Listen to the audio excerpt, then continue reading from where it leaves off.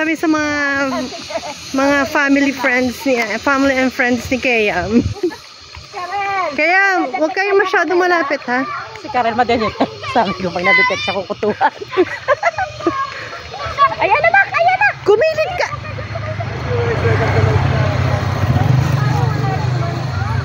Ayun na! Ayun na! Ay, kita, Dede! Ayun na, kumakain na. Ayan na, ayan na. Ayun! Malapit sa akin! Malapit sa akin! Parang tao din siya, no? Hindi pa lumalapit yung bangkit. Sumisigaw agad. Alika, dali, kapit! Si Karen. Mami! Wag mo, ano yun, baka magalit.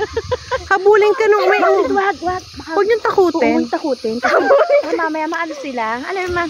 Baka sila magulat, may leader sila. Ay, daddy nila lumabas. Sasakyan. Atras. Monkey.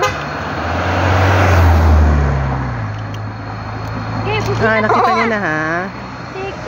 Ayun ang kit ng hawak ng mami. Wait lang, Ma. Ma, ano nga ba yun nandun sa tuktok doon? Monkey, tawagin mo yung monkey. Pag may lalapit siya pag may pagkain. Daddy nga, kasi ito mo yung balahibo sa mukha. Siya yata pinakamatanda. Atras, kaya, Karal.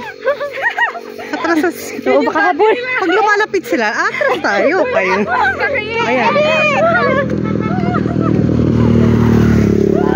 Parang ganun yung daddy nila. Tingnan mo, yung may balahibo. Babae yata yun eh. Hindi matanda siya kasi marami siya. Ang dami pa doon. Wala nakakita ng monkey. Nasaan yung baby niya? Wala. Ayun doon. Ayun. Wala. Ayun. Yun. Pag kinuha natin yung baby niya. Uy, Kayam, tawagin mo na sila. Pamili mo yan. Sumusunod eh. Sumusunod yan. Ay, dito ka. Kamukha mo. Ayan. Uy, dito ka. Ayan. Tinawag mo. Ano ba yan? Alam, nakakaintindihan, Makmak. Maglit. Ayan na. Sige kayo. Ay, Kayam. Halika. Uy, natalon yan. Bigla tumatalo. Halika na, balik na tayo. Bigla tumatakbo yun. Hindi ko na. Ayan.